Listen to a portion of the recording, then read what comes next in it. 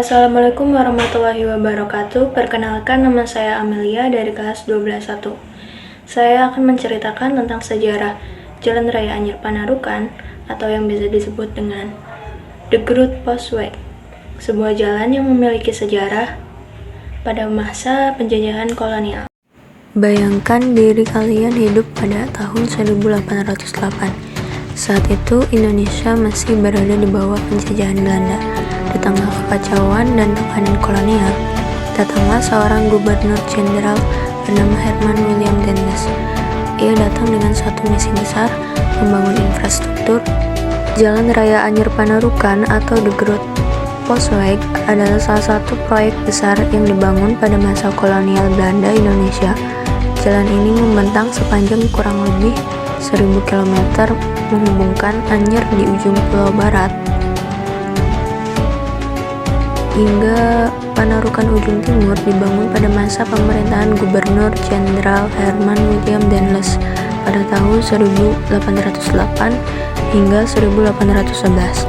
Jalan ini memiliki cerita sejarah yang kompleks, penuh dengan ambisi, penderitaan, dan dampak yang besar hingga masa kini. Latar belakang pembangunan.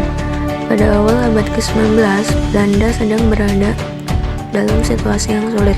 Pada saat itu, Belanda dikuasai oleh Prancis di bawah kekuasaan Napoleon Bonaparte.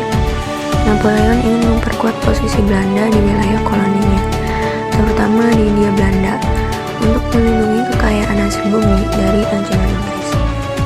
Gubernur Jenderal Herman William Dendels diutus ke Hindia Belanda dengan tugas utama. Yang pertama, memperkuat pertahanan militer di Pulau Jawa dari ancaman invasi Inggris. Yang kedua, mengelola sumber daya alam untuk mendukung Belanda dan Perancis. Untuk memenuhi tujuan ini, Dendels memutuskan untuk membangun infrastruktur besar, yaitu jalan raya yang akan menghubungkan pusat-pusat penting di Pulau Jawa. Proses pembangunan. Proyek pembangunan Jalan Raya Anyer Panarukan dimulai pada tahun 1808. Dendels memanfaatkan sistem kerja paksa yang dikenal dengan istilah kerja rodi. Untuk menyelesaikan proyek ini, berikut adalah beberapa fakta penting mengenai proses pembangunannya. Proses pembangunan. Yang pertama, metode kerja. Rakyat pribumi dipaksa bekerja tanpa bayaran. Mereka juga harus menebang hutan, memecahkan batu, dan membangun jalan dalam kondisi kerja yang sangat buruk. Peralatan yang digunakan juga sangat sederhana, sehingga pekerjaan menjadi lebih berat. Yang kedua, korban jiwa. Ribuan pekerja pribumi tewas selama proses pembangunan akibat kelaparan, terkena penyakit, dan kelelahan.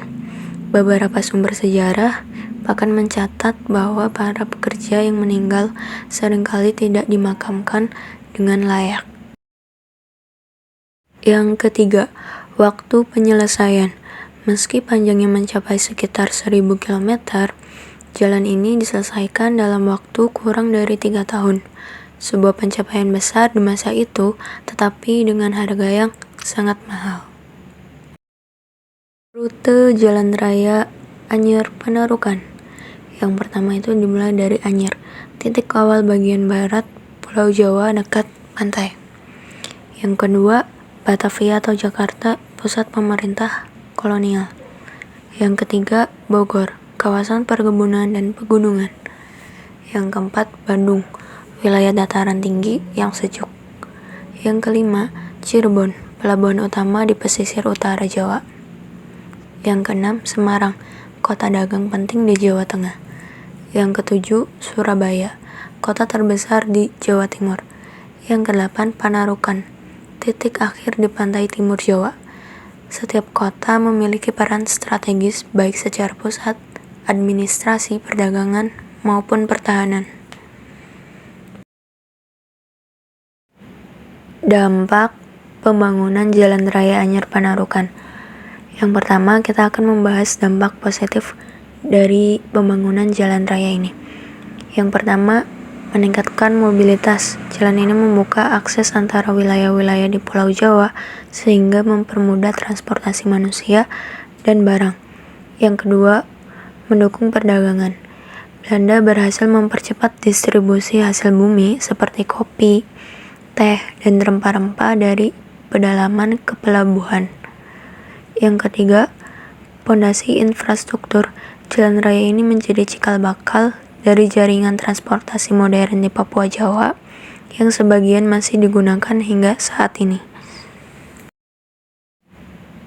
Selanjutnya ada dampak negatif dari pembangunan Jalan Raya Anyer Panarukan ini. Yang pertama ada kerja paksa. Sistem kerja paksa yang diterapkan membawa penderitaan besar bagi rakyat pribumi. Yang kedua, korban jiwa. Ribuan orang tewas selama proses pembangunan jalan ini. Yang ketiga, simbol kekejaman kolonial. Jalan ini menjadi simbol eksploitasi kolonial terhadap sumber daya dan tenaga kerja rakyat Indonesia. Peninggalan sejarah. Jalan Raya Anyer Panarukan adalah salah satu peninggalan bersejarah yang masih relevan hingga kini. Meskipun banyak bagian dari jalan ini telah berubah menjadi jalan modern, beberapa bagiannya tetap mempertahankan jejak aslinya. Mercusuar Anyer berdiri di titik 0 km, menjadi salah satu saksi bisu pembangunan jalan ini. Peninggalan sejarah jalan ini sering disebut dalam pembelajaran sejarah sebagai bukti kekejaman penjajahan. Inilah sosok Gubernur Jenderal Herman William Dendles. Ia dikenal sebagai tokoh kontroversial dalam sejarah kolonial Indonesia karena gaya pemerintahnya yang otoriter dan kebijakan ambisiusnya. Ia menjabat dari tahun 1808 hingga 1811.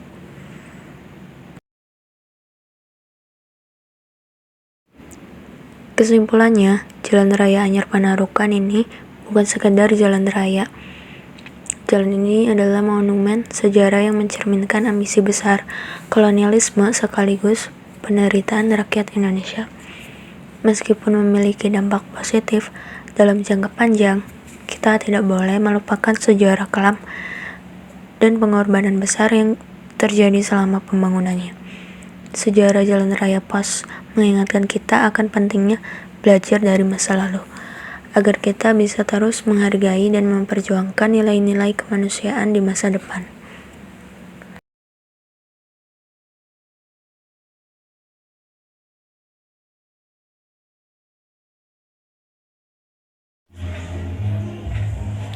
Sekian dari saya, kurang lebihnya mohon maaf apabila ada kesalahan dalam penyampaian materi tersebut. Wassalamualaikum warahmatullahi wabarakatuh.